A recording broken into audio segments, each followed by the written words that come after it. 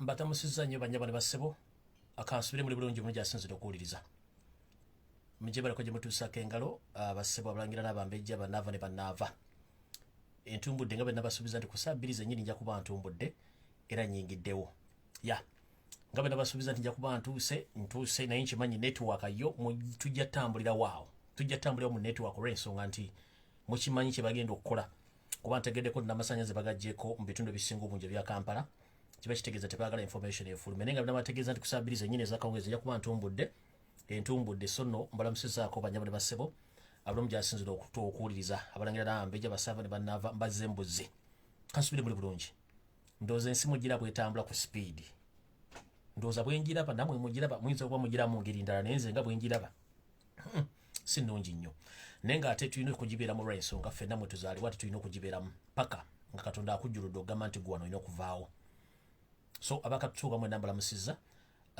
njala okusooka okwebaza abadde Uganda mwenda buli mukyawangaalira naddala abali mu nsi z'abamagulu meeru abali mu America, Canada, Brazil, abali mu Bungereza, abali mu European countries, abali mu Middle East countries, abali mu nsi z'Abawarabu mwenda mbatumiddeko njala tutumira ku Bannayuganda mwenda bali ku ssemazinga Africa mbalamusizzaako nnyo mujje baleko gye mutuusaako engalo kansubire muli bulungi abali mu Middle East buli omu wooli wonna nkulamusizzaako I salute you then nengendako ku lukalu lwa Africa Bannayuganda mwenda bawangaalira mu South Africa mu bibingu ebyenjawulo Johannesburg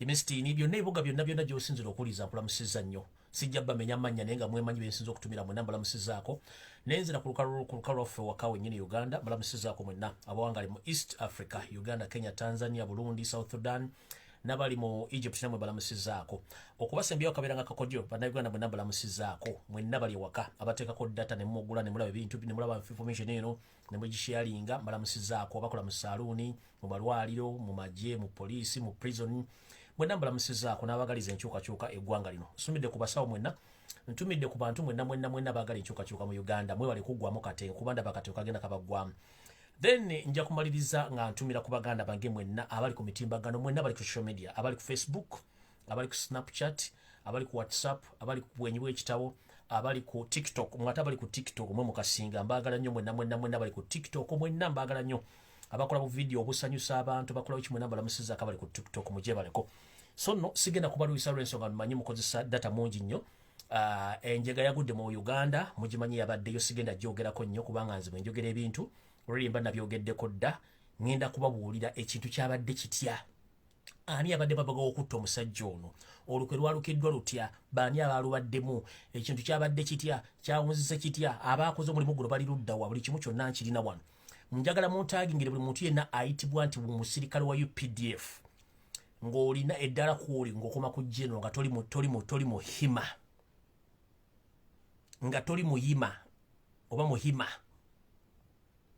mutaginge ku VTN njagala buli Munnayuganda yena asavinga amagye ga UPDF nga toli mu kakundi k'abahima abafuga eggwanga Uganda abalyetuulako mu mutagingeko kuno oba oli private oba oli senior oba oli jeno bonna mubatagingeko bagala ku VTN kuba na information yaabwe njala mutangira aba NRM senior secondary school simanya abaseeke mwenna eno video njagalako buli muntu yenna yatusiziwako ebizibu nawe mutaginge ejeno Katumba Wamala naye bakutaginga obereko kuno ne family yebereko Yuseto basoma mutano wakale jezitula wano muhozi Kanyirugaba mwenna ka family kamwe akaba fera akaba yaya akaba mafia mutule kuno kuba ngenda bambula tukoye enkwezenge mutabana Uganda bwebuzabuzanga bafuka bana abakatiriro kamba ambulance etegere jeno Katumba Wamala manyoli mukosefu njagala obere ku video eno ate saagala weekaabye maziga ga kyana kito ng'ensonga ogimanyi ekindeeserero kwabya basajja bano kubategeeza ensi kye bali wadde muggyeko amasannyalaze internet mwagala gikwatamu njagala kubategeeza nti ngenda kubaabya olwaleero nga ntandika n'ekiggula luggi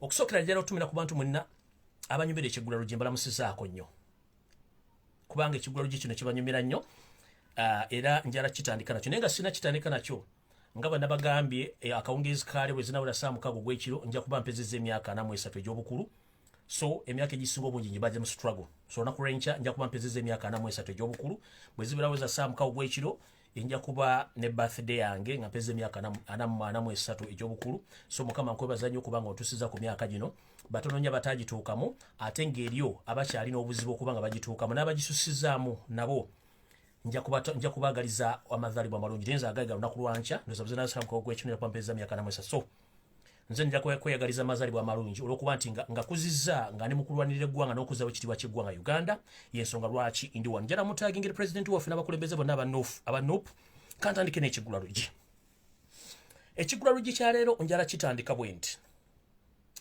mbadde nerabidde okutumira ku baganda bange mwenna aba boda abali mu Uganda but most especially Kampala Wakiso Mukono Ntebe mbalamusizaako big up mwenna muli aba boda mwebale kwagalya ggwanga lyammwe mwebale kwebereramu ate mwebale kubanga mukola omulimu ogusinga obungi mu Uganda so ekiggula luggi ntandise bwe nti ekisookera ddala njagala buli munnayuganda yenna gy'ali njagala bawo ekintu kino olwalemu kitegeere bulungi mu kiggula luggi omumpembe Yoseri Tibahabura otabayisira omutano mwakarekezi n'akabinja kaabwe akaagala okuwamba eggwanga nga bayita mu kukozesa emmundu kalina enteekateeka namutaayika era gye kataddemu okusiruwaza bannayuganda ebbanga ddene Yoseri nkimanyi kuno kwoli ne mukyalawo Janet Kembabazi ne babbi bannammwe ne baffere bannammwe mwasindise wano 3 weeks back ekibinja ky'abayaaye kijje kinoonye but bakongojja mugalo tebajja kunfuna mwasindise n'ekirala I know naye ebintu byemukola mu Uganda temujja bikola mu nsi ndala nkimanyi nti mwagenza okwagala okujjawo General Katumba Wamala ng'abantu bano bamanyi ebintu bino wammanga nti bigenda kubeera one njagala buli munnayuganda yenna gy'oli oba oli mwana wa buwala oba oli wa bulenzi oba oli mukazi oba oli musajja mukulu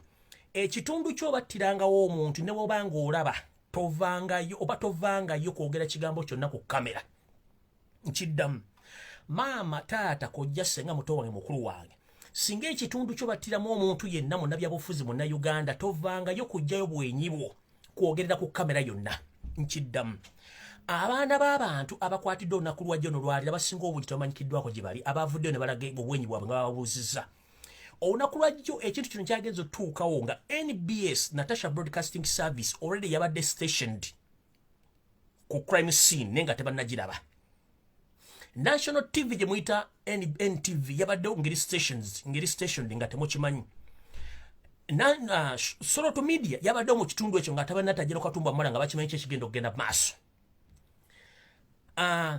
mugende mutunuulira posti z'abantu bano wammanga New Vision ne Bukedde babaddewo ng'olwedde bali mu place beekuweesa bamanyi kyekigenda okugenda mu maaso mutunulire olunaku ntono nnyo emabega New Vision yabadde tandise okukuba emitwe ne profile y'omugenzi ne profile ya General Katumba Wamala olwedde nga amaze obiteeka mu place nga ne Bukedde ekimanyi New Vision yabadde emanyi NBS emanyi Salt TV emanyi NTV emanyi ne BBS nga naye emanyi n'abakungu abamu mu Buganda badde bamanyi kyekigenda okuggwanga bakimanyi bulungi nnyo kino njagala bawako kyakulagirako buli munnayuganda yenna wooli mu kitundu battidde omuntu ne wabala waalabye omutemu togizanga n'ojjayo omutwego one Natasha Broadcasting Service that is NBS Bukedde TV Soroto Media ne TV zonna ezisinga obungi mu Kampala abasasi b'amawulire abasinga obungi bonna bakolera bitongole byakwerinda mukiraulunye nti abantu bona bagenzi battibwa mu Kampala buli muntu avaayo okuwa obujulizi nti nalabye taddamu kulabika nammwe mbasaasidde nnyo abaavuddeyo kugamba nti twalabye nenga mukikola mu bumenyi bw'amateeka temukimanyi nti bagenda battira bwerere nkibagamba mu 7 taleka bujulizi ng'agenda okutta omuntu era buli yabadde ku TV November simanyi nalabye biki Mukama akusaasire mbabuulidde ng'obudde bukyali temuddamu kwesigaliza wali TV yonna ng'ekubuuza walabye eki ekyo kyo mukitegererewo ntandise bwe nti so TV radio stations n'abantu ambale bamanyi njala bazzaayo katono mugende mutunuulire page y'omusajja kubayita Lwomushana oyo abeera ku CBS ne NBS already mugoberere posts ze yabadde akola before nga tebannatta mwana Katumba ne Katumba tebannamulumba oyo Lwomushana yabadde amanyi ddiiro mugende mutunule page ya Frank Gashumba yabadde amanyi ddiiro egenda maaso mutunule page ya Gashumba ku assassination zone zibaddewo ayina ebintu bya posting nga bina kye bikuvuza gye bikutwala nimwe okuba temusobola kiraba already no yabadde amanyi nti omusajja ono tagenda kusukka mugende mugoberere posti zaabwe n'abantu abalala bali mu state posti ze badde bakola olunaku lwa Katumba amatanatibwa badde bakimanyi ekigenda okugenda maaso awo sigenda kulwawo ngenze maaso watogeredde essaawa zino tukyali ku kiggula kuba nkiteekamu amawulire amafunze then ngende ndyoke ku general information watogerera ku saa 7 z'akawungezi ka leero omumpembe Yoseri Tawasira mutano wa Karekezi asinkanye mukoddomi we oba omutabani gwatazaala naye nga yamutwalira muwala we bayita Odrek Lwabogo mu State House ne batuula ne Muhoozi Kanyerugaba okusettlinga issue zaabwe meeting ena tudde kusa musanvu nga mukimanyi bulungi nti Odrok Lwabogo yeyagaliza entabi y'obukulembeze muhoozi gwe baagala bazeeko kati obuzibu obuliwo buli omu akuba munne baali beekubyeko n'amasasi recently nga muhoozi bamusettings bamukuba amasasi nekigenda butaka kati Museveni olwokuba nti olumbe lumubalazi embiri windows zaayiika agenda okulaba nga waliwo lift between these two ng'ate bonna bantu baabwe baagala okutambuza dynasty yaabwe olwalira akutta abantu bano babiri mu meeting gye batakkiriza mu bannamawulire n'ezo drone zazisobola okufuna ebaddemu n'abatuuza n'abagamba nti we have one common enemy, that is Muganda. You are here fighting each other for succession, but we have only one common enemy in Uganda, that is Muganda. If you fail to unite as you, then the Baganda are going to take over, and the repercussions are going to be heavy. Ekyo kibadde mu meeting era ebisigane jabwa jibina jakeyo katono nnyo nenga abatuuza n'abagamba we have the common enemy Muganda in particular. So mwe nabali nga mwe kubyempower mwe munaamanya ekyo nga kivuddeko ekibadde mu meeting eyo meeting ebadde wakati wa Museveni Odrek Lwabogo ne Muhoozi okulanga basetulinga issue zaabwe okuba nti bamaliza ensonga zino nga bagamba nti balina common enemy omu bamuyita Muganda. Ekyo kyekibadde ekigula lugi kya leero kati njala tandika video eno bulungi nnyo buli omu kwata ekitabo n'ekkalaamu ompuliriza ebigambo bino. Tewaba TV ya Uganda ekulimba, tewaba radio station mu Uganda ekulimba nti badde tebamanyi ku lukwe luno ekyo tebakikulimba. Njagala simanyi nina amawulire mangi nnyo simanyi oba nakola video bbiri oba nkola video emu oba nsooke bbawa funeral service oba funeral arrangement ya Katumba Wamala nga bwe yabadde oba ntandike simana kumanya kuba amawulire namangi nnyo. Alright, kantandike nga bwe kiri. Ndowooza kantandike ne funeral bwentandika ne funeral service funeral arrangement za Katumba Wamala ate nenzira eno kiyinza obba confuse nga ndowooza kansooke mbawa information because gye Katumba Wamala later kuba na information nyingi. Right now ntandise bwenti. Njagala buli member parliament obanga oli kuno mumpulirize bulungi mwetegereze. Yoseriti bahabalo tabaisura mutano wa Karekezi talina nsimbi zigenda kuddukanya ggwanga yensonga lwaki ne cabinet emulemi okulonda. Njagala mwenna bannayuganda abali mu America n'abali mu Bungereza mbasaba mu wiiki eno mugende ku kitebe kya International Monetary Fund mutandike okuba demandinga okulekamu enteekateeka zo bali basazeewo okuwa Museveni akawombekamu $1.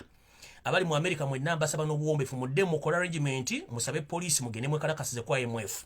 Abali e Bungereza mukole kyekimu musabe okwekalakasa mugende ku IMF.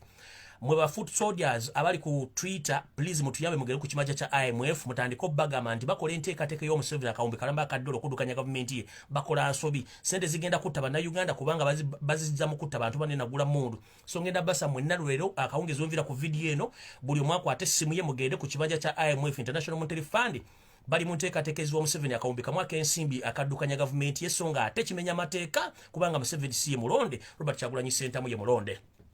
Nvuddewo ngenze. Wetwogerera ku nsonga ezimu ezabadde zigenda okujjawo omusajja ono mu bulabu bwe zabadde bwe ziti. Mujjukira tuvudde mabega eyo nga Museveni anoonya ensimbi ezikola dynasty yaabwe okugijja e Burundi gireeta Rwanda gamba Uganda giteekemu South Sudan wepone Congo ne Central African Republic. Wetwogera Museveni talina nsimbi zino ate nga ne Uganda terina nsimbi n'asalawo agenda awamba ekitundu ky'e Rwanda kubanga afuna ssente ziva mu Uganda zigende zikola e Rwanda. Kinono bwe bande nga akina badde n'enteekateeka efuna ensimbi endala okugenda okukola ebintu bino wammanga. Wetwogera Museveni yeewoze agenda kwewola obukadde $3 obwa okuva mu banka ya Kuwait obwa $, nga zino ssente zigenda kukola ebimu ku bintu bigenda okukolebwa mu ggwanga lya Congo naye nga bazeewoze on behalf of Uganda.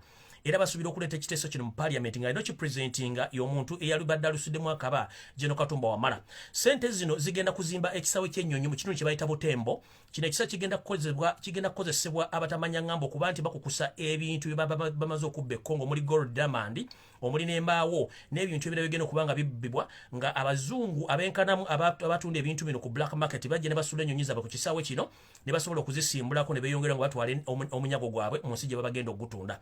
So zo njagala tegeeza bamemba parliament mwenna bali mu Uganda abakalonda n'abakadde abalimu mutuyambe ensimbi zino obukadde 3 Museveni zaagala okuwola mu banka ya Kuwait mugeze ne muziyisa olw'ensonga ebigendera byazo si za kuyamba Uganda zigenda kuzimba emu ku airport n'enguudo mu kitundu eky'e Butembo okuba nti bagenda kukolera commission zaabwe ez'okubba eggwanga lya Congo ate tukyabangibwa obuwumbi obw'ensimbi ze tulina okusasula eggwanga lya Congo ng'ate nazino bagenda zizewola. So mu bintu ebimu Katumba Wamala ebyadde yaganye okukola mwe muli kino eky'okugamba nti akirise parliament yeewole obukadde 3 obwa $. Bugende buzimbe ebintu e Congo ebitali bya bannayuganda. tugenze maaso. So nja kusaba member parliament mwenda mulimo kukkiriza looni eno kubanga tegenda tuyamba egenda kubanga yakozesebwa mu kubba ebintu mu Kongo ate tumalirizibwe nga ate tubanjiziddwa ensimbi endala. Nga bagambye abantu abategedde ku bintu by'okutta omugenzi mubitegedde bulungi awo saagala kulwawo.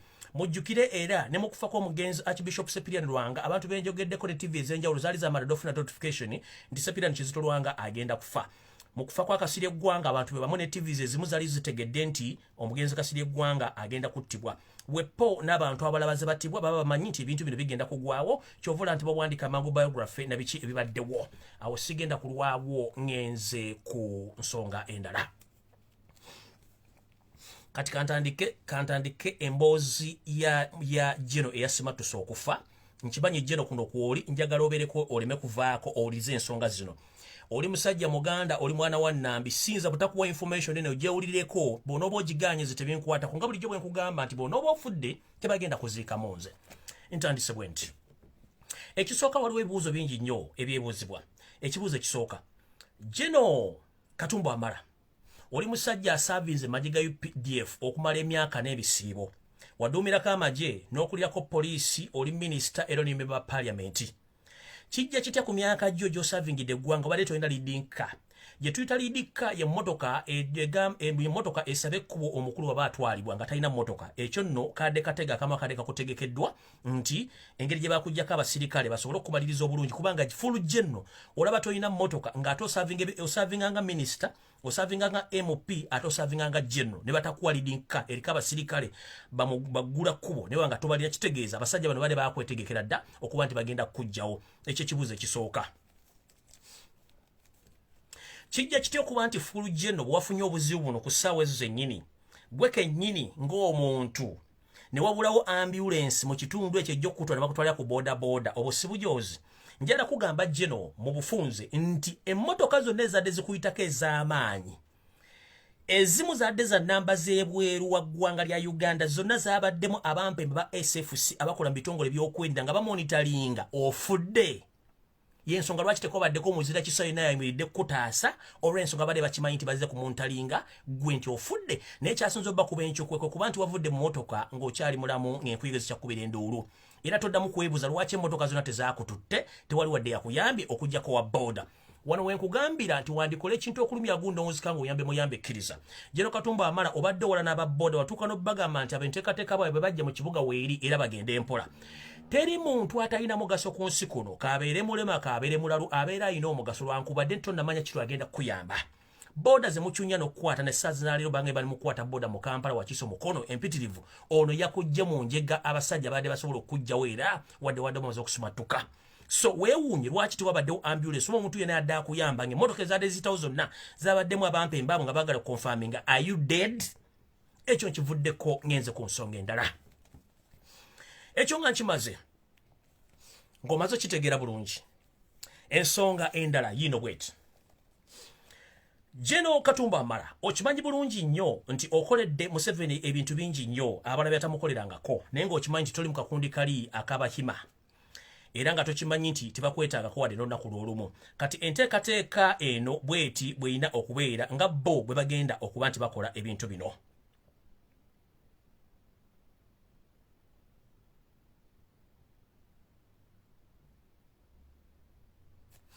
Ntandise bwe nti ndoza nsooka ensimba wakati nkuddire ku funeral arrangement yo ndyoke nzijje ku bino ebiriwo. Alright. Jeno Katumba Wamala okimanyi bulungi nnyo nti okutta kw'abantu mu Uganda naddala abantu ab'ebitiibwa balina essaazi babatiramu balina common hours okuva ku ssaawa emu ey'okumakya okutuuka ku ssaawa 3 ez'okumakya babattira. Bwe tebatukuttidde ku ssaawa zibakutta okuva ku ssaawa emu n'ekitundu ey'akawungeezi mpaka ku ssaawa 3 n'ekitundu ez'akawungeezi ze ssaawa ze battiramu abantu abo nga n'akabinja akabatta mukamanyi bulungi nnyo era nga naawe okamanyi. Kati muganda wange eno yabadde funeral arrangement yo nga bwe yabadde ina okuba mu bufunze bwayo.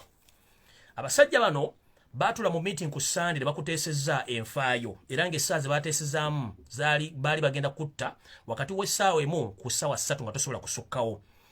oba akawungeezi ku ssaawa 1:03 paka ku ssaawa 3 ez'akawungeezi wona batosokkawo kubanga meeting yatula ku Sunday ngenda kujjayo kati kansoke kubuli funeral arrangement yo nga bwe yabadde okuzeka General Katumba nga program eno yakozereddwa mu State House ne First Family okujjawo ku lunaku olw'okubiri lwennyini lwe baali bateesewoteese okutta wali tosobola kusukkawo era walina okuttibwa nga bwe kyalina okubeera bwali omaze okugenda okuttibwa baali bagenda kuleeta emmotoka ez'amangu zitwale omulambo guzigusuule mulago batandike okugulongoosa be bagulongoosaamu batandike n'okukola postmortem nga tebakkiriza omuntu yenna wa Luganda kulabako wadde okukola kye balina okukola SFC yadde ino okutakinga over from there and then ekyo nga kiwedde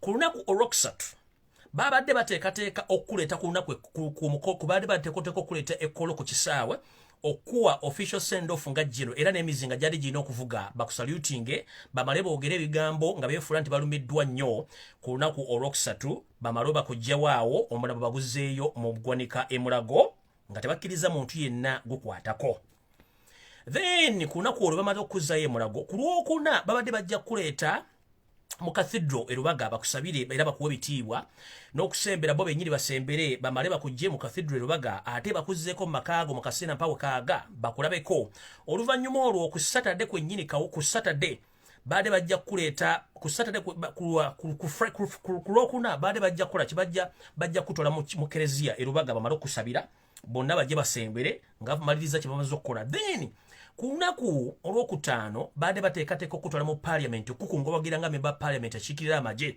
bwe bandi bamamaziza bajja okujja ku lwokutaano ku lwomukaaga lwolwennyini lwe baade bajja okusitula bo bennyini nga batebakkirizaako omuntu n'omu bakutwale ku bijja byabajjajjabo essese gye badde olina okuwunzikibwa nga tebalina gwe beebuuzizaako mu kwogera kw'abano ekkolo baade balina enteekateeka enyolwamu ne famire yo wepona abantu bo ng'era mu magugu Museveni gadde alina okuwaayo baade balina okuwaayo akawumbi kamu ak'ensimbi za Uganda okuba nti kagenda kulabirira famire yo era ng'omuntu abadde agenda okubeera chief mona abadde David Muhoozi yabadde alina okubeera chief mona Renso nga Yusuf Tubasire mutano wa Kalekezi teyandisobodde kuba nti ajja ku mukolo guno olw'ebizibu byalina ebingi nti alabye abafu bangi nga n'emizibu emungi kyamukabira siwandibadde gwe nawe ofuuka omu ku mizimu egimunoonya so nno David Muhoozi yabadde ogenda kubeera chief mona ku lunaku lwo olw'osembayo era ng'akawumbi kamu kadde kategekeddwa okuba nti lubakulete kolo ge mabogo yose ne gavumenti zibadde bagenda okuwaayo oluvannyuma lwe bakugjeewo kitegeeza ki kitegeeza nze nno ndi munakuwavu nnyo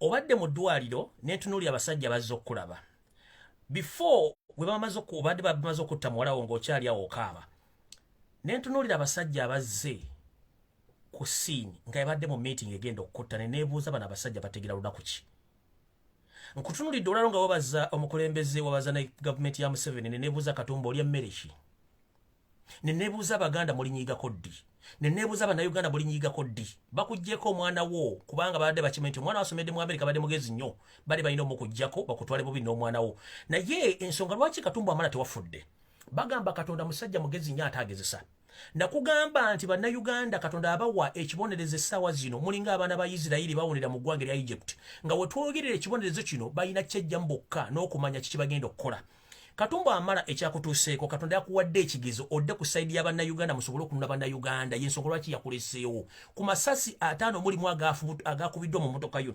wandibadde wafudde naye Katonda akulaze ayagala kulaga abantu bano boodiringa nabo be baani era bw'onooba ogaanye okutegeera muganda wange nkusabira essaala ey'abalwadde naye bw'onooba togiwuliriza bulungi munnange ojja kubanga ebyo naawe tukusiibula nga balaba basiibula njala kugamba bwe bakujje okutwala mu ddwaliro baani abakubaddeko badde ba SFC nakati era bagenda kutambulirako mpaka okujjako Katumba Wamala ng'ofulumya eggwanga bw'onooba tofulumya eggwanga nkutegeeza nti omukulembeze yita omukulembeze w'eggwanga Yusuf Tubasire mutano wa Kalekezi tiyalidde na kyaggulo yakubye emmeeza n'amagirasi gonna gabaddeko ne gayiika n'agamba how dare these people messed up with our mission nkimanyi kuno kuliko abamemba parliament kuliko abamagye kuliko aba ISO kuliko aba SFC ne Museveni kwoli njagala obulire eggwanga tewakubye emmeeza ng'abaana bamaze okumisinga target gye badde balina okutta Katumba Wamala muganda wange nkubuulidde either odda kusaidia Bannayuganda oba sigala mu kakulizo ko bakukunye ofe kubanga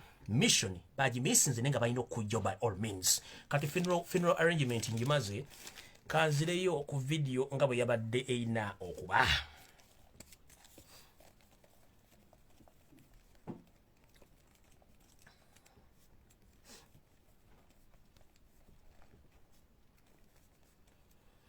eno message njagala egende mwenna abakyasavinga mu ggwanga erya Uganda nga muli mu UPDF nga muli baana bannambi oba muli banna Uganda bennyini.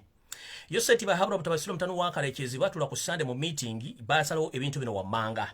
Bagambye nti okusasiringa ne mission yaabwe bakimanyi bulungi nnyo nti mukyali mu banna Uganda batabaagala.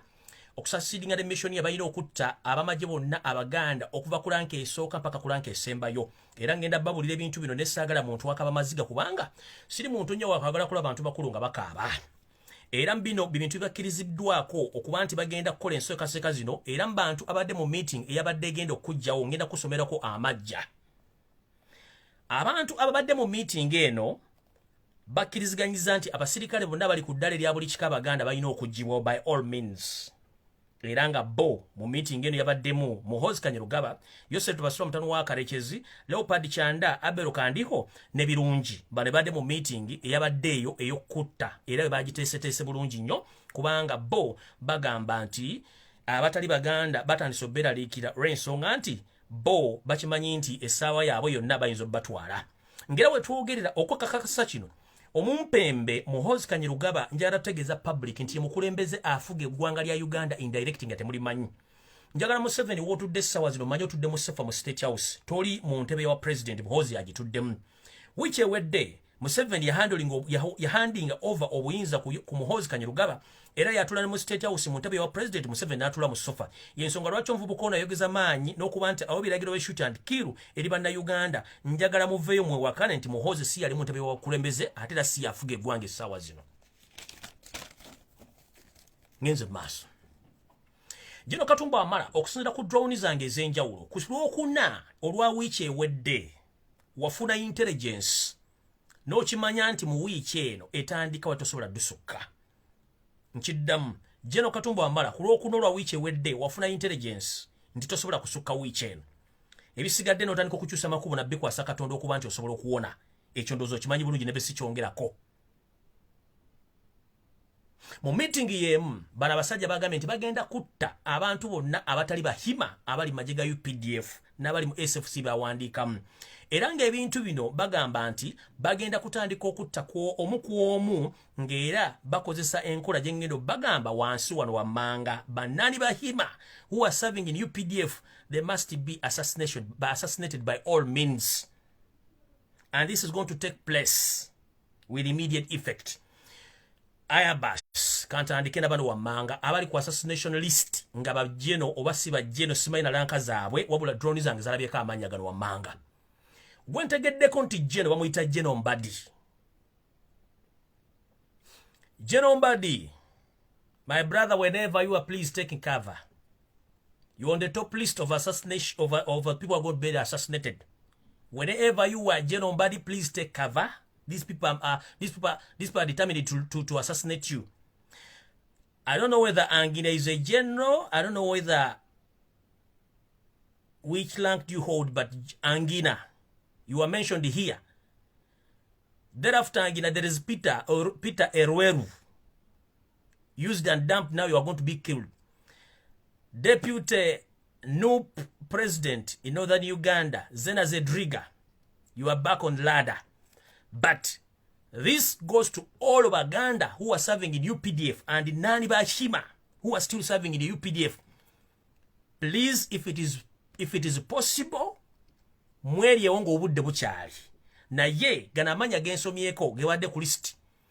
Jeno Mbadi, Angina, Erweru Peter, Dr. Zena Zedriga, eyo list gensoso okulabako. So list endala gyengenda obasomera wano ngera nayo egenda kuba nga eri bintu bye ngenda kujere ku security alerts wano just Mbadi mbawule bikibyade mu meeting ebyo. So Mr. Mbadi, whenever you are, take care of yourself. Angina, please take care of yourself.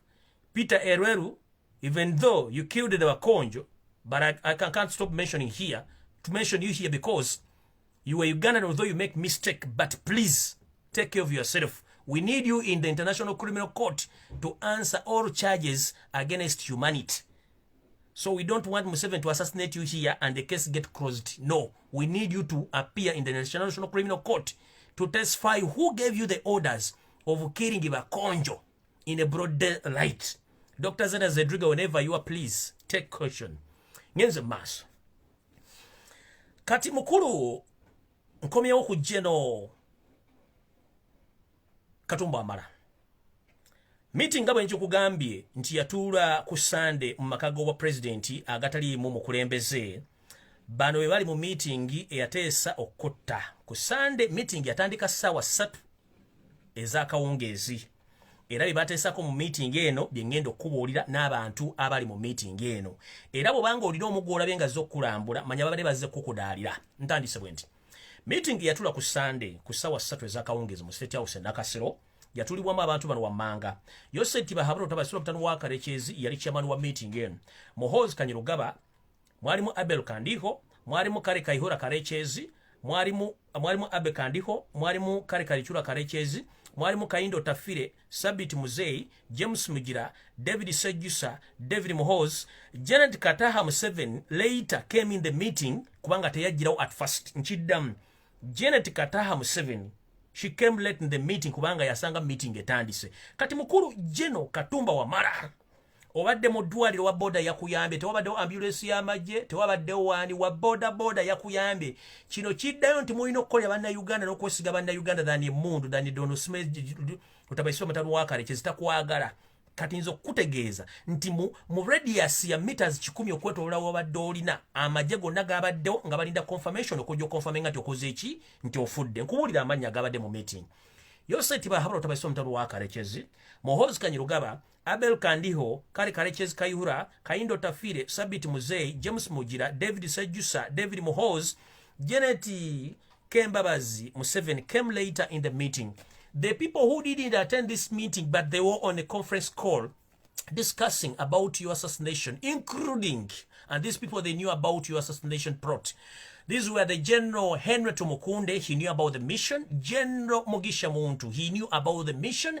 And Mama Mbabas also, he knew about the mission. So he was among the people who didn't attend, but they were on conference call discussing the plan of assassinating you, Mr. General or Mr. Katumba Wamala.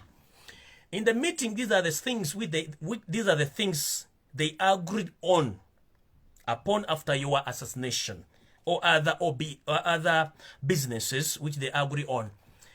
Mu meeting eno bakkiriziganyizza to crush all Baganda and Nali Bahima who are still serving in the UPDF. Mukitegedde bulungi amanya gonna gensomye mugawulidde bulungi ge bagenda okutandikirako. Muhoozi Kanyirugaba yagambye bw'ati.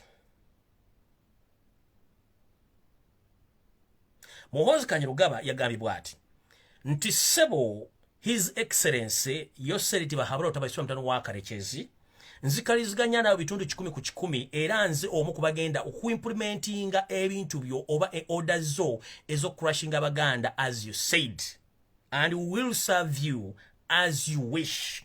Ndoza mumpulira bulungi.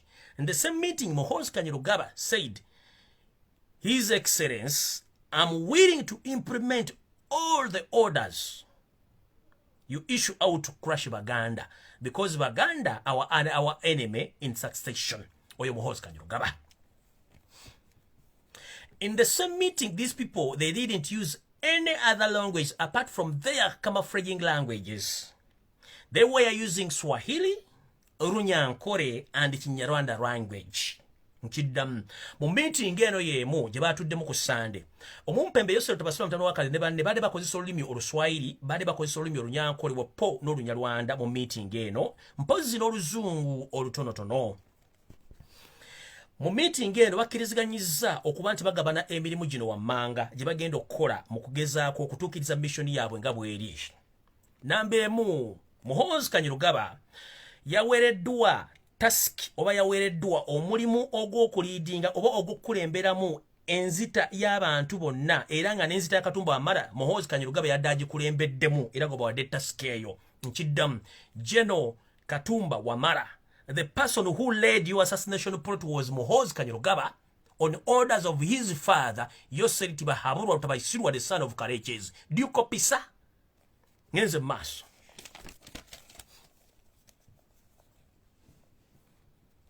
In the same move, Muhoozi Kanyirugaba appointed Abel Kandiho to spy on General Katumba Wamala's family using General Katumba Wamala's bodyguards. Do you copy, sir, Mr. Katumba? Muhoozi Kanyarugaba appointed Abel Kandiho to spy on General Katumba Wamala's family using your own bodyguards. Ngenze maso.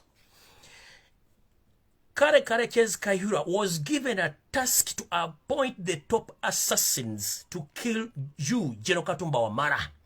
And as you've been knowing that Kare Kayihura, during his service as the Inspector General of Police of Uganda, there are so many assassinations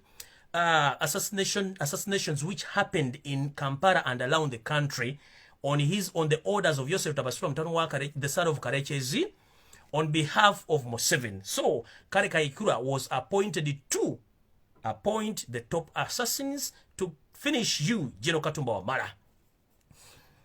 Sabit Muzei was tasked for organizing the transport for the top assassins.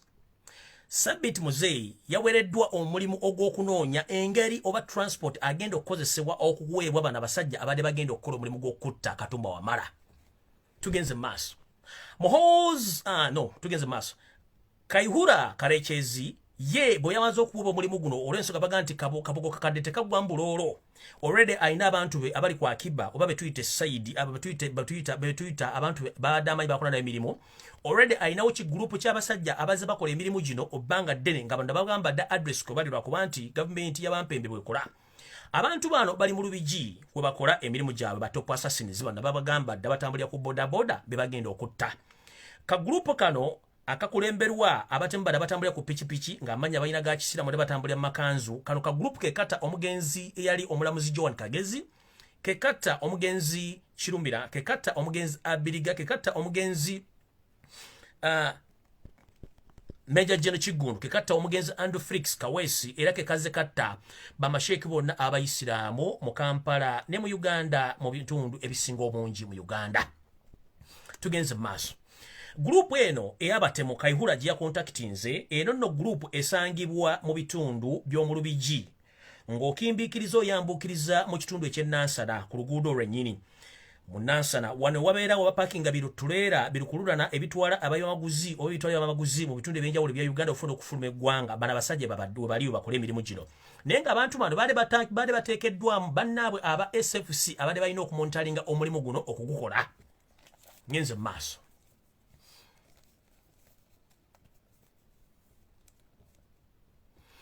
Group eno bwe yabareddwa omulimu guno ogw'okukola omulimu guno ogw'okugyawo General Katumba Wamala olw'okuba nti Katonda buli kaseera bw'abanga ayagala okulaga kiki ky'olina okukola mu nsi muno okuyamba abantu. General Katumba Wamala Katonda yakubisseeko akasubi n'otafa. Era nkimanyi buli wobeera mu buliri bw'oli naawe okimanyi nti abasajja bano bakweka bukwesi smile zaabwe naye ng'okimanyi nti abantu bano bo bennyini be baadde bagenda okwettira. Kagulupu kano ke kasindikiddwa era naye baamiisinze okukutta.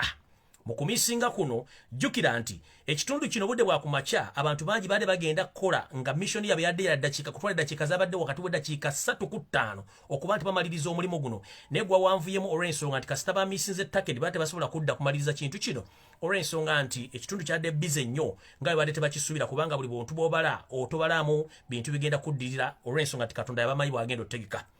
Era watwogerere essaawa zino tebababuzaabuza nti poliisi egenda kunoonyereza njagala kulabula omukyala Flavia Byekwanso. Watandise okukinnambuka ng'alima ku malalo ga mujjawo ng'ogamba nti nno simanyi tutuna liidi ey'abantu ababadde basse Katumba Wamala mu simanyi bagamba tajja kulayira maama. Newankubadde tojja kulayira kyaliwo naye twagala kutegeeza nti abantu bano mmwe mubatuma okukola emirimu gino era mubamanyi. Reports nyingi ezize zibula mu kutta abantu katusubire nti ya Katumba Wamala ku lunene efulumye bwe tefulumye ebigambo bino bisigaze kubanga mukimanyi bulungi nnyo era amade mumanyi kye kigenda okukolebwa maaso. Wetwogerere essaawa zino abavubuka bano Kayihura be yalonze okujja okukola omulimu guno baamiisinze ku maanyi ga Katonda era tebaakikoze baalemeddwa. Omwana yalugenzemu ne driver n'omuntu omulala. Wetwogerera abantu bano oba wetwogerere essaawa zino mbagambye nti Sabiti Muzeeyi yakoze ku nteekateeka ez'okukola enteekateeka ez'okufuna bike abantu kwe baakoledde emirimu egyo. Mukitegedde bulungi ne mbagamba nti Abel Kandiho ne Muhoozi Kanyarugaba be baadde balina omulimu gw'okusipayinga ku Katumba Wamala nga bakozesa ba bodyguard ba General Katumba Wamala okumanya entambula ne information yonna okuba nti General bamanya programu ze nga bwe zaabadde mu ekyo kyennyini. tugenze maaso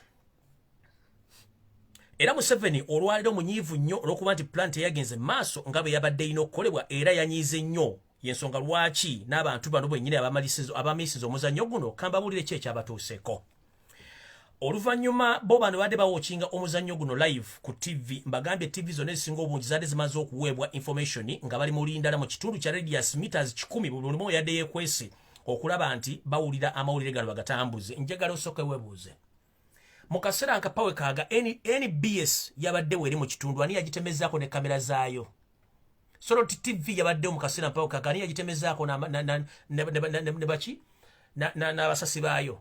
NTV ebitongole ebirala byonna n'abavudde bona ba apologist bazze ku social media oganti bannaye ekitale kya assassination musajja yawonye ani abategeezezaako wali akabuuzo era mwegendeze mwabajja wenyi bamwe mu twalabye ababadde basse. Tugenze maaso bano bamala okulaba nga mission eganye kyebakoze Muhoozi ng'akubira kitawe essimu nga mga omusajja tafudde. Museveni ng'anyooka mu kunyooka kuno yalagidde Muhoozi alagire abakutte contract ojuwa basajja bano babanoonye. Basajja batu olwamaze mission bazzeeyo okulipotinga wa mukama waabwe baali tebannabugumyawo nambooge ng'abasajja ba SFC basazeeko.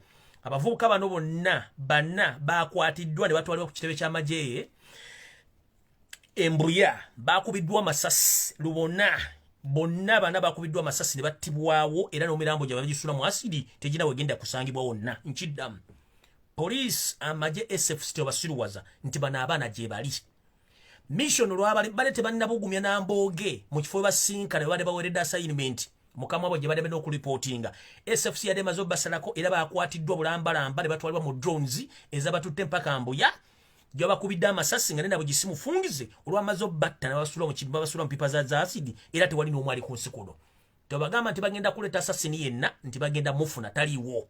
Jeno Katumba Wamala ekyo tebakulimbalimba era tebakubuzaabuza nti ogenda funa obwenkanya nti walube bagenda okuleeta. Abavubuka bano olwamaze okutta ne badduka okuddayo mu kifo gye babadde baweredde tasikeno era zadde ziwera ssaawa 5 n'eddakiika 12 ez'okumakya. Bonna baali bamaze okuleetebwa Embuya era ne baggyibwa mu budde. Abasajja bakoze ekintu kino okujja abantu bano mwaddemu Abel Kandiho Wepone Muhoozi Kanyerugabe babadde mu missioneero ey'okumaliriza abantu bano abalemeddwa emirimu. Nkiddamu mission yabadde between ssaawa emu n'ekitundu okoma ku ssaawa 3 nga balinda omukulu ono. Jjukira kati okuva ku ssaawa zino balemeddwa okukola omulimu guno badduse baddeyo ku base gye babajje. Zadde ziwera ssaawa ndowooza nga 4 nga bamaze obbanywa.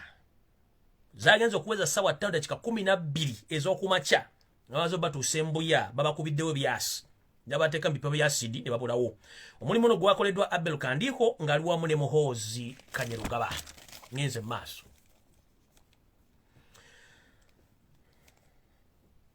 Katumba Wamala ndowooza gwe nsoose nkuwummuzeeko ngende ku information endala.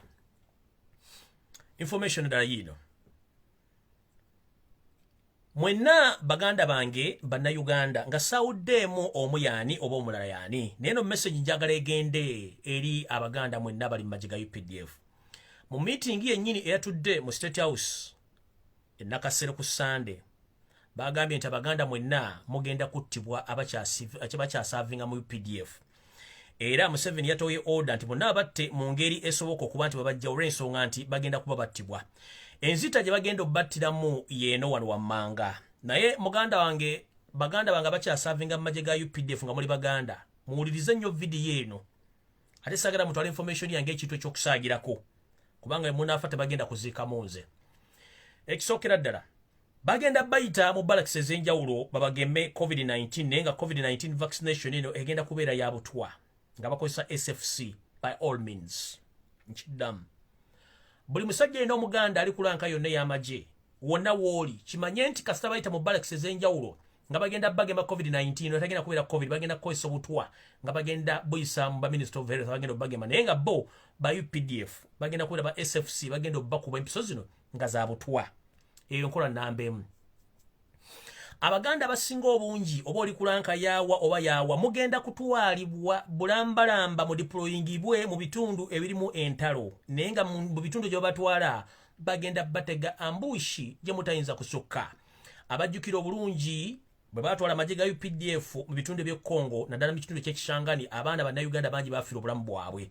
Mukimanyi nti olwali waliwo olugenda mu maaso mu Congo, Museveni ono yandikwata abaganda mwenna n'abadeployinga mu bitundu by'e Congo n'abasula mu ambush. Anti-ambush mugimanyi gubeera omuliro ogutokota mabega ne maaso mu bigere ne ku mutwe.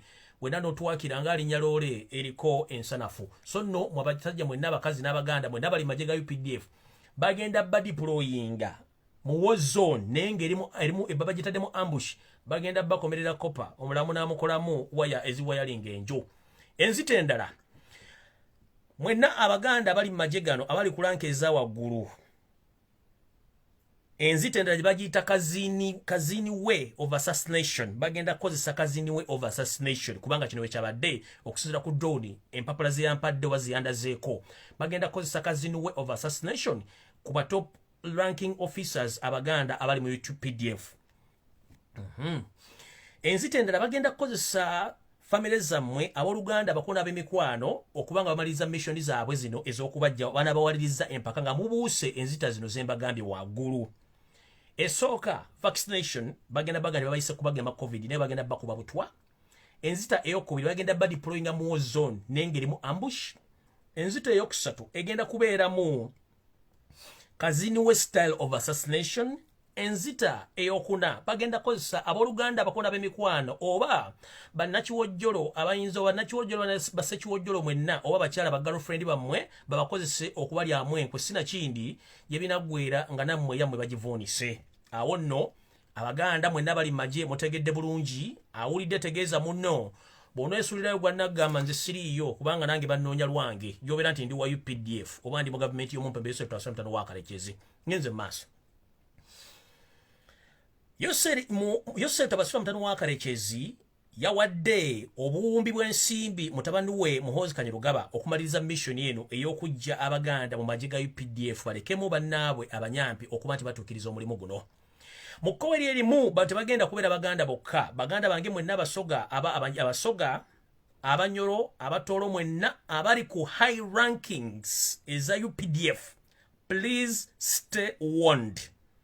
The same way how Baganda are going to be assassinated, those who are serving in the UPDF, the same way Banyoro, Basoga, Batoro, the same way are going to be assassinated. So, whoever is watching my video, please take caution that the same way Baganda are going to be assassinated, who are still serving in the UPDF, the same way Banyoro, Batoro, Batoro, Basoga, the same way you are going to be assassinated. Nyenze maso. Kati ngenze ku security alert wano wenjagala buli omu atega amatu bulungi nnyo. Bwe ngamba security alert ntegeeza message gye nfunye okuva mu drone zange ez'enjawulo okusinziira ku bantu ki abagenda okuttibwa. Naye bwe nkusoma n'obanga wenkusomedde tofunye buzibu tekikulowoozesa nti wakabuusa akaguwa. Nabagamba Museveni alinga konkome bwerinnya ennyo omutwe goyinza okuza liseka kumbali badunoonya kampasi weriraga so temweyibaala nti muyinza okuba muwonye kubanga ye yamanya ddi lwatta ne ddi lwanaakutta ne lwanaakugjawo. Abantu bano wammanga mwegendereze nnyo gwe ngenda okumenya ekikutuukako togamba nti saakugamba. Ntandise bwe nti newankubadde abantu bano abasinga obungi basaavinze Yoseri Tabasula mutano w'akalekezi alina okutya nti muyinza okulemesa mutabani we okusakisidinga okubeera omukulembeze w'eggwanga. Ate ng'abeeraliikirira nti mulina obujulizi bungi nnyo obuyinza okuviirako famire y'omusajja ono naye kennyini omumuleeta mu buzibu. Omuntu asoose ku lada yange oba nandikulese naye bagamba nti omulanzi taba musi. Arihaj Moses Chigongo, the vice chairman of NRM Buganda region, gwosoose ku top ladder ya security alert. Arihaj Moses Chigongo wegendereze wonna wooli. Arihaj Naduri wegendereze wonna wooli. Jjajja w'Obuyisiraamu Kasim Nakibinge naawe security ginyweze. Father Anthony Musara security yoddamu oginyweze. Father Deogracius Chibi security yoddamu oginyweze.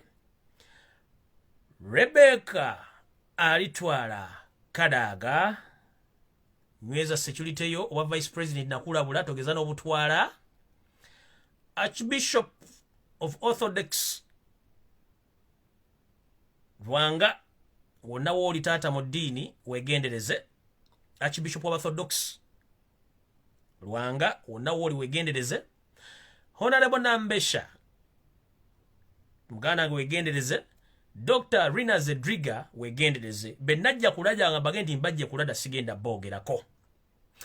Mukyala Amelia Kyambadde wonna wooli wegendereze. If it is possible kyusa driver wo ne mmotoka gikyuse kuba gubangambye kugamba ekigambo kino wammanga.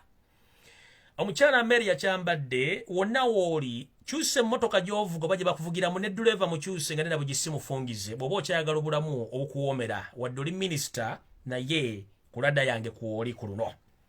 Simba wakati wano ngenze bwenti bagamba oba tugamba nti okwerinda sibuti ensanafu etambula egaludde. Kino kankyogere ng'ensewulira manyi video zino muzijje ne muzisalamu ne muzizza ekintu ekirungi ekijjukiza abantu kyemba nayogedde. NRM erimu nursery school, erimu primary school, erimu secondary school, erimu university. Nursery school wewagizi baayo abatamanyi kigendera kya NRM, National Labourers Movement. Primary school bano bachairman siwanu bani. Secondary school bano sime bachairman ba district bani ne bachairman ba district n'abali museke. Kati eno university ke kabondo kali akabanyampi abahima omuli Janet Museveni Muhozi Dureko Lwabogo n'abalala batono. Kati eno message yange security alert egenda ku mwenna aba National Labourers Movement abali mu NRM secondary school gye muyita seke. Nze njese kwa mujita seke Central Executive Committee nze njise secondary school. So ever you know that we Muganda ngori mu NRM senior secondary school mu gye muyita seke ngori Muganda sigenda kumenya manya kuba mukoze bikolobero bingi yessa bagenda bajja wamu kubamo nkiddamu NRM seke nga toli muhima.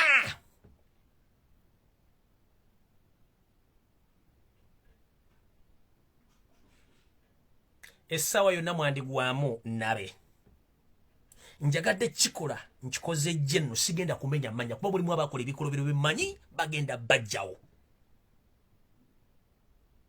By all means bagenda bajjawo naye nkiddamu bw'obanga oli mu seke Central Executive Committee nga you are not omuhima nga you are not among the other family which sleeps in the State House which owns billions of money who have orders of shoot and kill,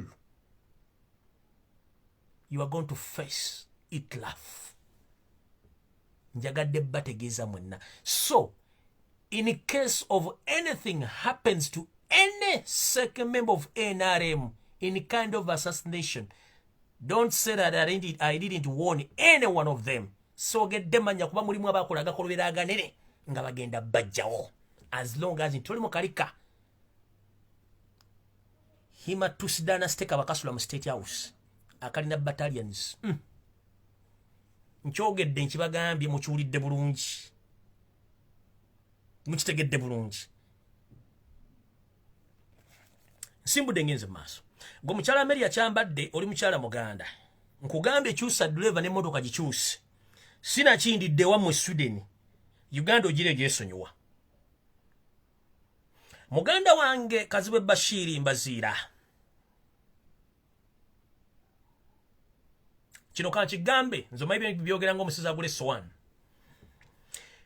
Kazibwe Bashiri Mbazira omukulembeze wa Nuupu owa Kawempe omulonde bagenda kutega akakodyo naye wekendereze mu kakodyo akamu bayinza okutwala okuwa ensimbi mu State House bakube ebifaananyi bakulabise akakagwemu the process bayinza okukola ekintu awo.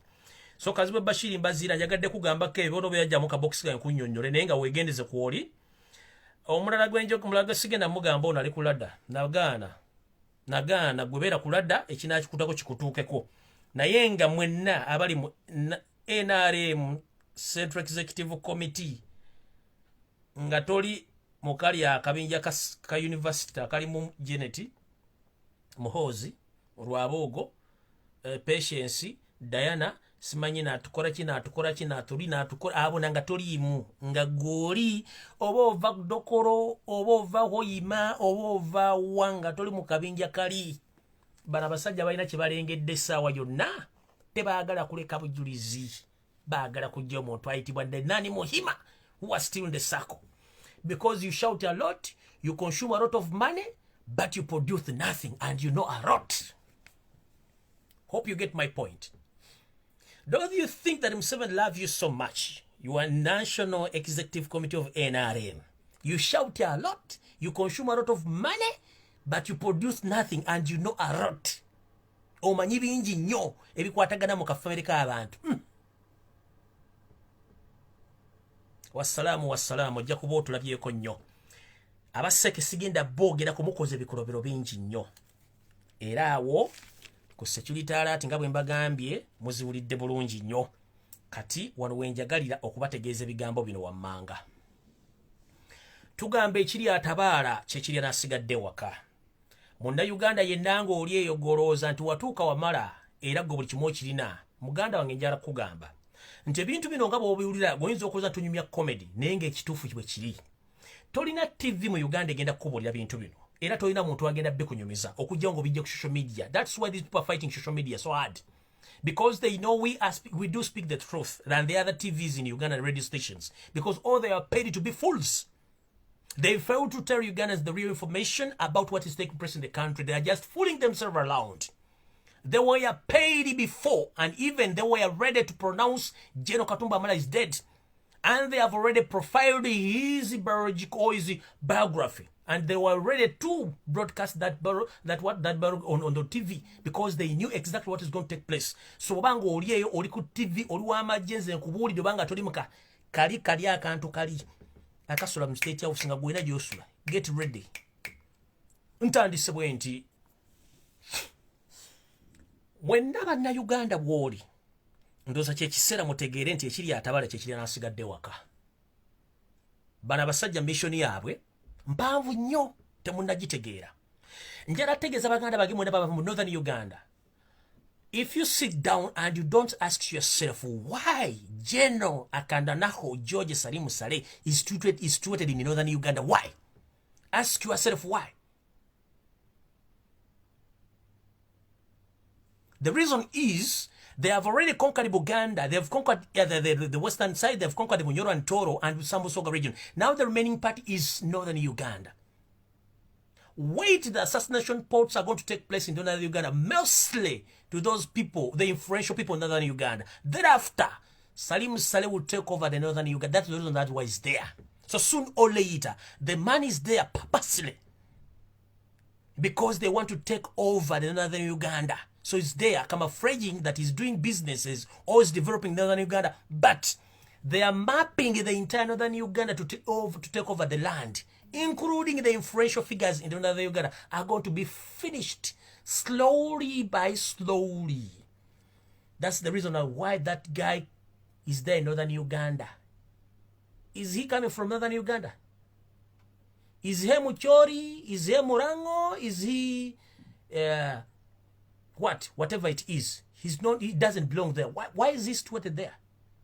So, the people of northern Uganda, be aware and stay warned. Please act with immediate effect. These Banyarwanda who came to occupy Uganda, they are busy planting their roots in each and every part of the country, but some people are sleeping. Some people are killed, others are sleeping. Wait, time is coming soon or later. But let me inform you this. The northerners, if you don't act with immediate effect, we Baganda, we can talk right now because we know anything can happen soon or later. But the northerners, if you think that Museveni loves you so much, because he had deployed you in police, army, parliament, judiciary, no, it's just like blindfolding you that you appreciating that he loves you. He doesn't. Because the moment this gentleman came out of the Rural Triangle, that is 1996, He created Joseph Kony. He massacred a number of the northerners. He went in the east, he did the same. He created Aris Lakwena. You think Kony was there? And you know the truth that Kony wasn't there. Kony is Museveni. He killed a number of the Dugbaras, the northerners. He camouflaged right now. He had deployed you in the judiciary, police, army, including the parliament. You are so happy the man loves you. Man, food. You are going to be killed, I'm telling you. If you don't wake up, this man is having a huge plan against you. With the Baganda, we are resistant. Although he's killing us, but we are resistant. This man killed you since 1986, since he came out of the Bush War. He's still did the same. So the northerners, as we speak right now, please wake up. Most especially those who are serving in UPDF and those who are serving government offices, wake up. So the Naniba Hibas who are serving in the UPDF in other sectors, if you don't care, me, I don't care. My task is to inform you what you can't hear or see on televisions in Uganda. If you don't care, even me, I don't care. Nobody's going to inform you. Here's a mass.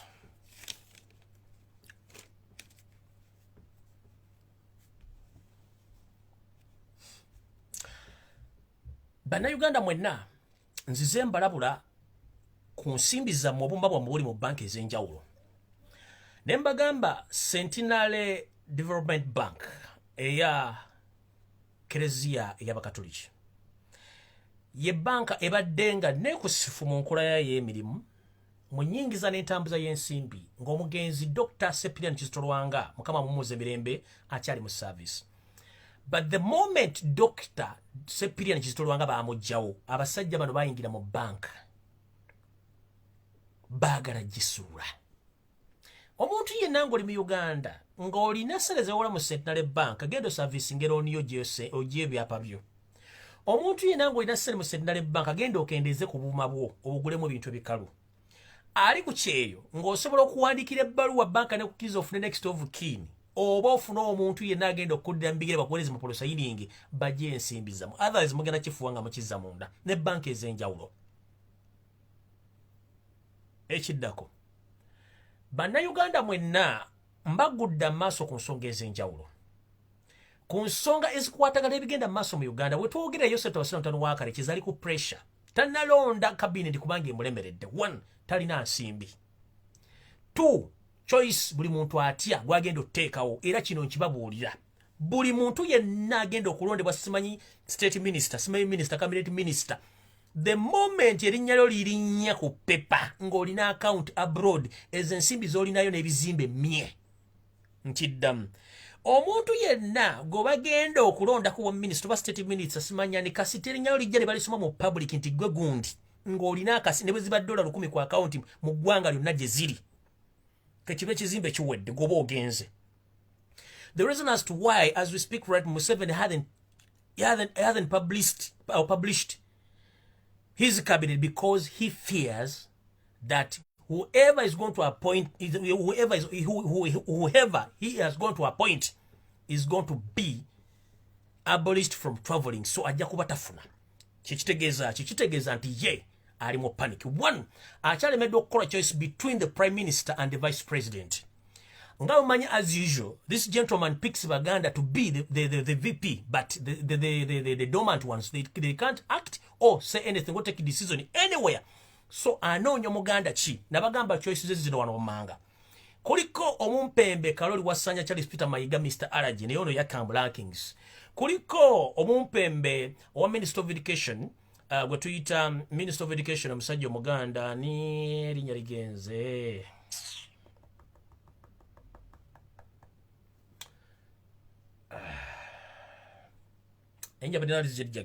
Kuliko Mr. Alaje, kuliko Rebecca Tola Kadaga, Katumba Wamala ali ku listi naye yali yakigumaza, kuliko Muhoozi doza ne bamuggyeko. Kati baagala fula omuntu gwe baleeta amanya akyali confused whom to pick kubanga bonna bagenda basiba. Kati gwali eyo ng'oli ku Facebook, oli ku Twitter, kiki ekigaana okusindika message, kiki ekigaana okulimba omutimbagano mu pressurizing abantu bano. Ngenda kusaba abantu b'omu America mugende mukole program, mugende ku MIF, abantu b'Ebungereza mukole ekintu kyekimu, abali ku Twitter saa zino mugende ku Twitter mutandika okusindikiriza ekintu kino. twagala mulumba ebintu bino mugende ku protest ku Twitter. Faizo Mayanja jali, Fasaba Fuskin jali, mugende mulumbe IMF mujitandiko giwandiikira kubanga tukitegeddeko tono cabinet eyinza n'omulema okulonda wiiki eno nga probably cabinet yandibadde ya wiiki eno naye kino nkisembyayo nga nfundikira. Jeno Katumba Wamala eri message yange esombayo. Kawasima tuse etanda ewa Walumbe. Don't be surprised. Nga bakuwadde ekifo ekisava mu gavumenti.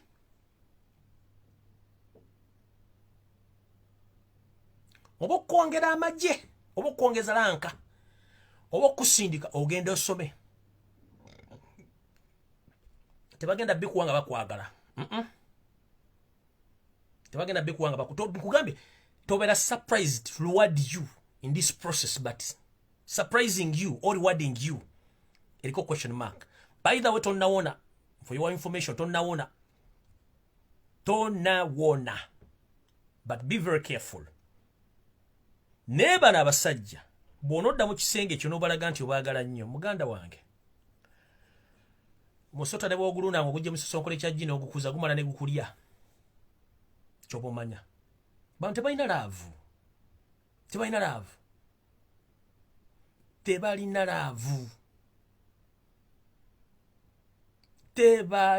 laavu. One, ekimulemesezza okulonda cabinet.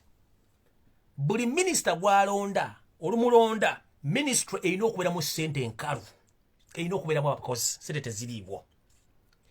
Buli minister gwalonda balina omuwa emmotoka, balina omuwa obukuumi, tebiriiwo. Bamemba parliament mwamala okulayira mwesaazi no mwali bali mwafunye edda ssente zammwe ziri luddawa, teziriiwo. Naye bayinza okukola ne bafuna bawawa ssente. Kati mwenna abali eyo nga musuubira okufuuka ba minister oba cabinet minister oba ba state minister mbasaasidde kubanga kye mugenda mu temukimanyi. Mugenda kufuna ekizibu kimutalabangako mu bulamu bwammwe obw'ensi eno. Naye mubalonde nga mubamanyi nti ensi ebamanyi era ensi yabakoowa. Nga nfundikira akatambi kano Jeno Katumba Wamala njagala oyiteko ku mutimbagano gwe social media.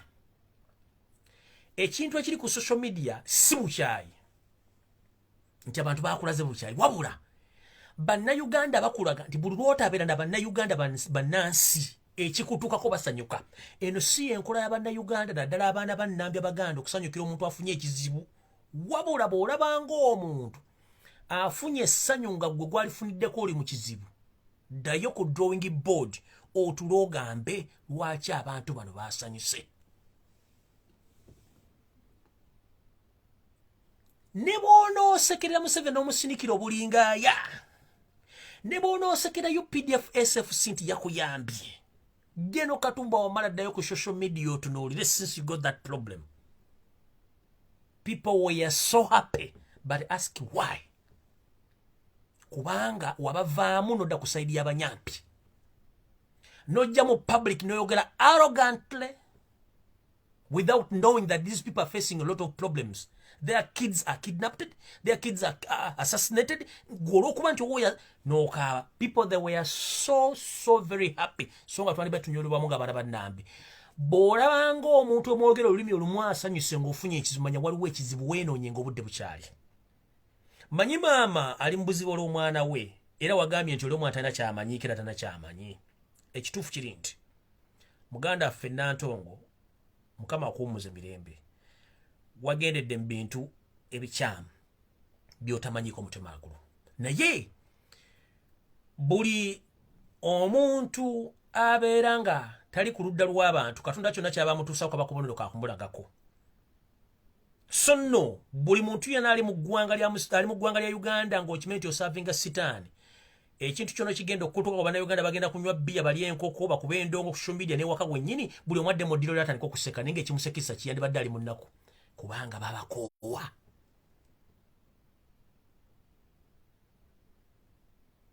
Kubanga babakoowa naye nga temumanyi. Mumanyidde bannayuganda okubatuusa obafuula emponga byoya. Essaazi no basomye ku National Bureau of Statistics maga nti abasoga basinga obwavu mu Uganda. ne bagamba abantu bomu east eri okwengera mu mbale tugenze mu Bakaramojja tebakyayambalanga tubana desede zigulira magala diba tebakyana desede zigulira magala diba bavu mponga yoya mwe mulina zi mansions mulina billions of money mukozesa mundu kutta bantu mudidde mundu muzistadde mbantu emundu ze mukozesa okussa bantu ze mundu zenyini ezigenda okukozesebwa nammwe okulumba abantu bammwe nga buli kimu mukikola mukimanyi bulungi. Tugamba nti Seruka Mayute bakwata kulirye awoloma. Seruka Mayute ye muntu abeera ku kitundu nga musawo wa kinnaasa amanyikiddwa bulungi nga si mu luyungi mu kunyiga Mayute asula mpigi nga naye lwafunye ejjute n'afuna alimu kamula yasinga okukuba enduulu. Bwe tugambira nti Seruka Mayute bakwata kulirye aleekaana oba awoloma. Abantu basanyuse si lwakuba nti mu bubi wavaayo n'okola statement nti Uganda si Sudan oba Somalia oba Congo. Uganda nsi nnungi wagirabyeko bulungi era ekuwokya okulabirako. Wano tugambira ti Uganda buli omu wooli toli safe nga bana bampe bakyali mu Uganda kubanga si bana Uganda bakimanyi bulungi nnyo. One, baali basuubira okudduka ogenda mu nsi z'ebulaaji babagoba. Kyovula batandise okunayiza ensi ez'okumpi bateekeeyo obuddamu bwabwe baba badduka bagende eyo. Ekyo mukitegedde bulungi nnyo. Kati buli munnayuganda yenna ali eyo ng'okyesuluddeyo gwa Naggamba ekiri atabaala kyekire nasigadde waka. Bannange mujjukire bulungi nnyo eno ensi yaffe. Twandibadde tugamba nti twandibadde tuteesa ensi yaffe butayonooneka nejja abantu be tuteesa nabo wafu era tetusobola kuteesa nabo. Twagala bukulembeze waffe Albert Kyagulanyi Ssentamu okuba nti mukulembeze waffe. Museveni ne bw'onoozindira ku ntoli ne bw'onoozindira ku mpiso n'okanula amaaso ne weetoolola n'otambula ng'olubuto olukuli mannyo olukubengala bitu togenda kuddamu kwagalibwa bannayuganda kubanga musse bannayuganda. Ntuuse wano. Esawa zino opulaninga kuleeta mutabani wo omumpembe Muhoozi Kanyarugaba yadumira amagye kati ye president as we speak right now. Teri munnayuganda asobola kukkiriza Muhoozi mufuga kabere munnamagye kakabere mu kabondo kamwe akaba Himatus dynasty. It is impossible because talina kyamanyi. He is so dense to the extent tasobola dde okukola ekintu ekiri development amanyi kintu kimu shuti andikiru kukuba mattaka byamanyi. Ono leeta ono lwabwogo ayogera ng'omuntu baavudde ludda wanoowulira abantu programu zabe nga nkyafu nnyo. Njagala kumaliriza nga mbazanyira voice note eno mutegeere kyembadde mbagamba nti kituufu nnyo nga mmaliriza. Lwabwogo yajogera netambula ku social media njagala gibaddiramu olwayi mugiwulire bulungi nnyo. Mugiwulire bulungi nnyo. Saagala muntu agamba nti ate saategedde simanyi saawulira simanyi byali bitya. Njagala muwulirize voice note eno bulungi nnyo mugimanyi bulungi ng'omwami ono ayogera. Somewhere in the Prime Minister's office. Then they let Rugunda go and sleep. I defended Mutavire at the bed sure stays there. I made sure Mwakanese gets the contract going. He gets it is a sick man, anytime he will be dying. It's going to reach a time when he needs chemotherapy. But you know, when you start chemotherapy, you are dead. You are literally dead. That actually, I told him never go for chemotherapy. Take any other form of medication, especially dietary medication, if you still want to live. If you start chemotherapy from 4 years, you get 3 years. You further do chemotherapy from 3 years, you get 1.5 years. Then from there, you get 7.5 months. So I told him, just there, no, you leave it at that. And really, things are working out. Okay? And they're moving. So we need a prime minister. We need a different status controller. We need a different PPS. We need a vibrant and useful, very useful minister in charge of presidency. We don't need this silly man. Then when we go to the ICT, the government spokesperson, the person in charge of the media house, should be somebody very reasonable, very reasonable. Very reasonable. See how Bani Wanyama has been doing his business. Things have been okay. They've been moving very well. Now we have to fight and make sure that we have a very good vision group head. If we fall short of that, then we're not going to do enough. So we still need total control. Now there are particular people we need to weed out to the Uganda Broadcasting Corporation. Because if we leave it the way it is slowly getting hijacked and giving platform to useless things instead of promoting what we already have. They normally want to just to charge me when I take my advice there for my businesses. I told them we are going to make it. And we're going to make sure that things, work out. Now look at the stroke that happened in Kenya. They thought I'm going to lose anything. Why would I lose anything? But how many people have lost the market? For me, I do my business diligently well. So whatever happens outside that, I don't care. I don't care. These days, Tamaramirin has made me topic of the year. Do you think I care? You see, for you, I know. You know how these things have been happening for long. You cannot be that ditched. But just somebody who goes yapping. And moreover, on these useless radios, you go to these useless radios and televisions, which they have no audience literally, and you bash me there, it is okay. It is okay, I don't care. I don't hold any public office that I'm going to be convicted, I'm going to be blamed by anyone, that the IGG is going to summon me, Parliament is going to summon me, I will control, and anybody who proves to be very stubborn, I'm going to hand all of them. We need a different speaker, a different deputy speaker. Let Oranya take over. Let Oranya take over. I have so many people who can do the job. Nobody can intimidate him. Sarah rejected. It was like, no, me, I'm loyal to Kadag.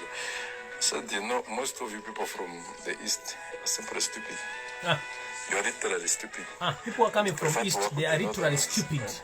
And the Westerners, than all the rest, they do some good work. So we need the URA as well. We need the minister, the first minister for transport. You see, Katumba Wamala is becoming very powerful. And is being observed and respected by the army. Something I'm lacking. We need to bring him down completely. We need to create a war. We need the minister, the first minister for transport. Katumba Wamala is becoming very powerful. And is being observed and respected by the army. Something I'm lacking. We need to bring him down completely. We need to bring him down. War, with the Mosai's girl, with Kajina. That the fight is going to have him kicked out. Let him go back to general services. Or let him get a different ministry. He doesn't deserve to go into works. Let him start some silly things out there. So now the whole thing, you see, when you look at operational reconciliation, look at this young man called Ham. He wanted to start a project that would humiliate. That would humiliate the general. Oh, sorry. How could such a thing happen really?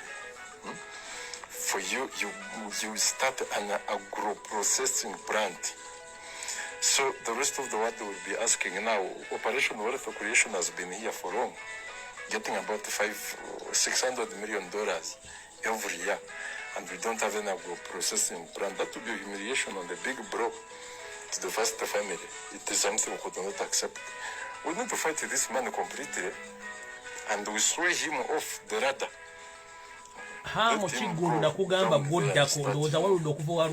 We make him a tabloid man, but let him not feature.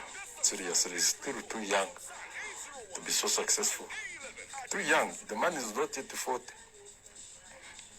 For us, we started seeing some real money when we had almost clocked 40. But now this man has an empire from, I think he started building this empire when he was around 24, 23. There. How lucky should the Muganda be? After spending 35 years in the power, 100%, 99% of the power should be from one region. The wealth should be from one region. The rest should be either puppets or employees. And at the best, they would better be slaves. That is the new Uganda we need. We need a dynasty, a very serious dynasty. I know His Excellency doesn't like these things, these ideologies. Doesn't want these ideologies, but I'm not alone with such an ideology. We are going to seize education and health completely. We become part of it. Health, education, seize agriculture and the Premier's office. We control the refugees and all of those. Then we extend beyond all boundaries and make sure that we are the people in charge of each and every aspect. Then we go to the private enterprises. Baganda are very sharp people. They're very good businessmen. They can survive even with the smallest amount of money. That is their talent. We are not there. So let them do the donkey work. We do the prince's job. Let us be the kings. Our children will be the prince, the princess and the princesses. Then let the rest be the subjects. I'm talking about the business. The subjects will toil, do the work to sustain the kingdom. So whatever they do will be for us. Pearl of Africa. Voice note eno ya mutunzi wa biwowoolo bibumba ensigo amawugwe emitima egy'abantu bamuyita Audrey Lwabwogo ye first son wa family y'omumpembe yose lutabaswa mutano wa Karekyezi. Elambulwa ebintu byonna programu gye balina okusaanya buli kimu, kusaanya amalwaliro, amasomero bageddize. Katumba Wamala balina omuleeta wansi n'agamba literally the Easterners, those Abasoga, they are stupid and the Beka Kadaga must be stopped, and they bring in Oranya. Where is Oranganya right now? He's a speaker. He doesn't care. Nobody can petition him to come to the parliament or to go to court anywhere. Tebamu petitioning, tebamubuuza kibuuzo, tebamuyita. Atunda ebiwowoolo, emitima, ensigo, amawugwe, buli kimu kyonna ekiri mubiri gw'omuntu ze business zaakola. Yoyo nno lwabadde mu meeting ne mukoddomi we Muhoozi nga Museveni abatuuzizza basetulinge issues abakubanga balina common enemy omu ye musajja Omuganda. Kati munnanga atali kutambulira kusibira ya menvu Linda Kiggwe yafumita mukira ndowooza ensonga muziwulidde temugamba mbu Ssaabagamba ali eyo nga yeekubagiza yerowooza mbu yasinga okutegeera ng'amannya olina ga Kiganda, olina ga Kiteeso, olina ga Kisoga, olina ga Kinyolo, olina ga Kitoolo. Ngowooza Lumbuye simanya akola propaganda bulakamayiro, ojja sanga akataka wasimba muwogo bakatutte, ojja sanga tukyasobola kusomesa mwana wo ng'amasasi bagakubanga bakuba baluni nga gakunnyama ya mwana wo oba eyo kennyini ojja kutegeera. Ekiri ku kisaawe Entebbe babbanga muyingira mu kimanyi bulungi nnyo. Ekiri mu buli sekita mu kimanyi bulungi nnyo. Voice note erambuludde buli kimu. Eno voice note si ya leero, emaze n'emyezi 5 nga gyeri etambula. Kadaga balina omuteeka baleetemu Oranya. Where is Oranya right now? Katumba Wamala balina omuyimiriza. Basoga, all the Easterners, they are naturally stupid and hopeless. Ekyo yakyogedde mu voice note ye. N'agamba nti amasomero tulina okugajjawo. N'agamba nti Babaganda balina banyigiriza okubatuusa to the extent nti balina bakolera bo nga abaana bwe balangira, bo nga bakabaka n'abambejja nga basigadde mu nsi babaweereza nga ebyokuttale. Nakulabako Katonda aba atambudde mukkirize okugenda kwange kuno enswaso etayanula yerege engalabi. Mukkirize mulize engalabi yange eno. Njala okusooka okusindika message eno esembayo eri bannayuganda mwenna abakozesa amannya gange. Nkiddamu njagala mu nsonyi mwenna bali ku social media abantu baggulawo Facebook accounts mannya gange ne babbirako abantu. Batundako mapoloti, batundako emmotoka, batundako ebyamaguzi ku Facebook mannya gange. Oyo sinze sikola business ku social media. Situunda poloti, situunda ttaka, situunda motoka, situunda mayumba mu mannya gange sibirina kubanga sikola business social media. Ekyokubiri, YouTube channel yange yokka gye mmanyi eriko amanya Lumbuye Fred. YouTube esigadde zonna sizivunaanyizibwako z'abayaaye. Mwenna abali ku YouTube nga mukulietinga fake news ne muteekako titles enfoko n'erinnya lyange mu kikomye. Omuntu yenna addamu okukola ekintu kino n'ofiirwa YouTube channel yo saagala onnenye.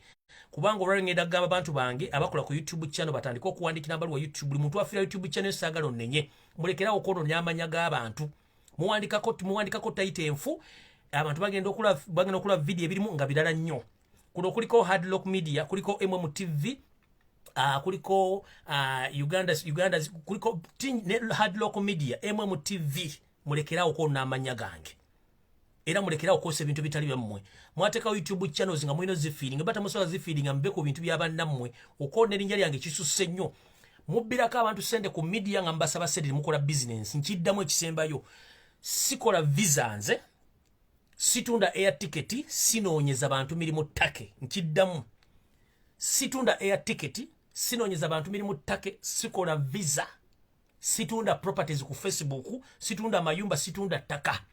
sisaba sente ku social media era sichatinga abantu messenger abantu bakozesa erinnya lyange okubba abantu okulikozesa mu bintu ebikyamu n'okulivumaganya sikola bintu ebyo nkiddamu bwe bakubbanga bagenda kuleeta ttaka siriimu sikola visa situnda air ticket sinoonya mirimu situnda mayumba situnda ttaka situnda motoka situnda siri buloka wa kintu kyonna ku social media no sibirina omuntu yenna gwe bafera ku Facebook ku social media ku kiwonna wonna sibiriimu. I'm less concerned about those issues. Please, with due respect, mwegenze social media kuliko ababbi kuliko abafere. Sigenda kusukkaano mukama bankuumire atakuumira mpeera. Tusinkane olunaku lwetuna tusinkanye ku Lwokutaano ngenda baterawo open discussion egenda kubeera open roof. Nze ngenda baterawo open discussion ku Friday egenda kubeera open roof. Mugenda kwemala eggoga naye teri kuwemula teri kuvuma. Bwenjogera open roof kuba kwemala goga ku nsonga yonna gy'obola begenda maaso mu ggwanga. So muwagale TV zammwe muwagale amasimu gammwe ku Lwokutaano ngenda teeka open discussion egenda kubeera open roof. N'ekisooka towemula tovuma wemale goga ku Lwokutaano. Bakubbako ettaka bakubbako ekibanja gundi akubbye ono yakola ki ebyobufuzi ng'ebitambula buli kimu kyonna egenda kubeera open roof nenga temuli kuvuma kuwemula. Sawa ya ku exposing abantu bano ng'abantu aba-exposing sinze bantu banna Uganda abakobeddwa ababbiddwa abasibiddwa abamanyiddwa k'ebintu byabwe na buli kimu kyonna. Friday lwenkomawo ne open roof discussion sigenda kwogera mu mugenda okwogera mukitegedde bulungi egenda kubeera open roof discussion buli munda Uganda ena agenda kwemala eggoga naye nga mu kino kyenjogera temuli kuwemula temuli kuvuma kwemala eggoga oyambula omuntu omwogereko amazima agawulire gamulume naye nga agategedde kuba ku TV za Uganda temugenda bifuna ku radio temugenda bifuna okujjako bisa ku social media mukitegedde bulungi. Mukama bankumira takumbira mpeera ne buli gwenjogeddeko olwaliro mwegendereze nnyo ensonga ezigenda mu maaso mu Uganda. Mukama bankumire tugende bulungi nnyo ku social media tugende ku Twitter tulumbe IMF tujibule ekiki erina okukola kubanga baagala kuwa Museveni ssente ate nga ssente zimenya mateeka zigenda kwonoona na kutta bannayuganda ate nga Museveni akimanyi akola nsobi. Mukama bankumira takumbira mpeera mweraba.